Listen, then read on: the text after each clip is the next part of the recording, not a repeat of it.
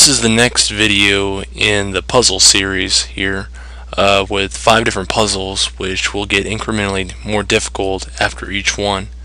So here's the first one, which should be more of just like a warm-up puzzle here. So it's white's move to play here. Can you see the best move here for white to try to win material here? Okay, now here's the solution. Even though black has a very nice centralized knight here on e4, his queen is vulnerable because it's not being defended by any piece. Therefore white can take advantage of that by capturing his knight. And if black were to recapture with his pawn here and capture the queen, white can go ahead and capture his queen there. Therefore in this position, if white does capture this knight, black's options are very limited for trying to regain that knight.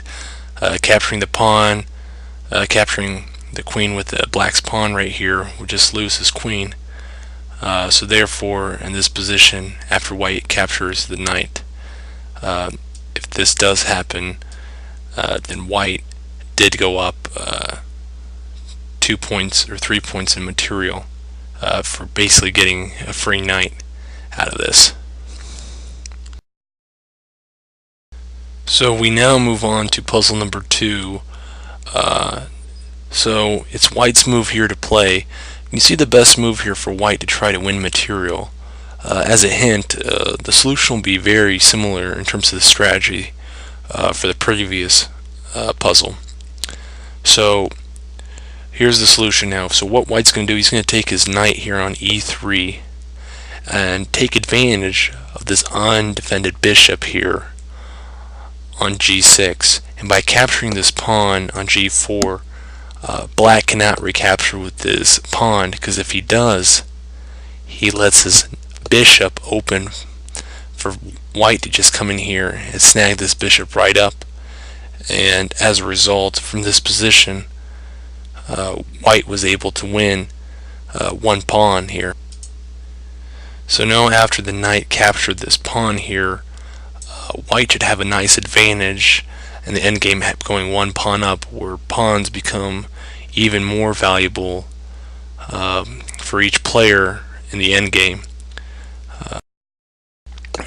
So we now move on to the third puzzle in this series.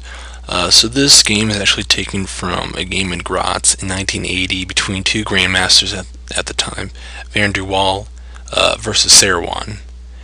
And basically it's black's move here to play. Do you see a good move here for black to try to win material? Okay, so now looking at the solution, basically a good hint here is that black's going to try to take advantage of this undefended rook on d1, which isn't being defended by any other pieces here. So what black played is black captured this pawn here on f4, and as a result, black wanted to recapture, but he had the option with the knight or the rook, but white preferred with the rook, which we'll see in a second why. But black comes in here and just scoops up this knight right here, knowing that this pawn right here cannot recapture, because if it did, it would open up this long column for this black rook to come and slide in and capture this undefended d1 rook of white. So play continued. White moved his rook to e4, and the black bishop was just able to retreat. And as a result of that position, black was able to win a pawn. So this game here is taken from two basically Hall of Famers of chess that were playing each other. It was Alekhine versus Nimzovich. It was a game that took place in San Remo in 1930. And so it's white's move here to play. Do you see a good move for white here to try to take advantage of this position right here? Okay, so now looking at the solution now for this, what white really wants to do now is to somehow try to get rid of this knight here in order for this really strong, powerful attack around the C column from white to try to attack this really this vulnerable rook here that's only being defended by this rook on c8 and the queen here on d7. So you only have two defenders, but three pieces attacking it.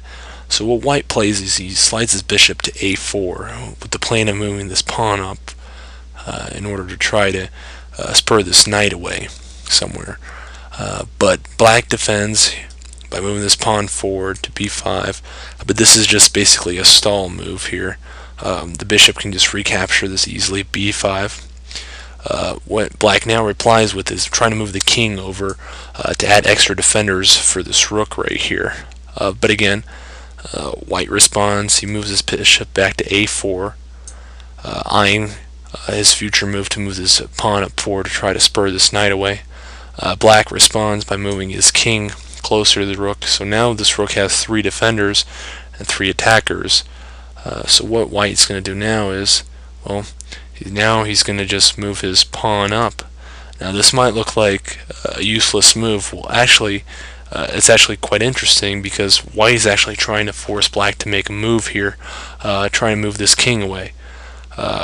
Black could respond here in the game, but black actually resigned in this position. We'll see why, because even if play does continue and black, say, decides to move one of his pawns forward, what white wants to do is try to somehow stall the game up. Again, play could continue right here. Black would like to not move at all, but the problem is he has to move by the rules. So I mean, play could continue. Pawn takes pawn, pawn captures pawn, knight captures pawn, and in this position, black would be forced to move. And basically, he would not want to move any of his pieces.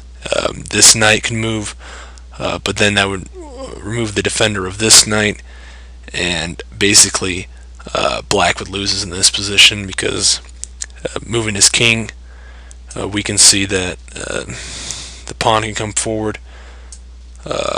Black's knight has to move somewhere, and now we can see why black will be down a piece after rook captures rook, rook captures rook, rook captures this rook, and black is obviously in a losing position now here. For the final puzzle in this series, the fifth one being the hardest, so the position we're looking at right now is actually taken from a game between two Russian grandmasters that took place in the USSR in 1990 between Kudanovsky and Murarev. And in this position, it's white's turn to play here.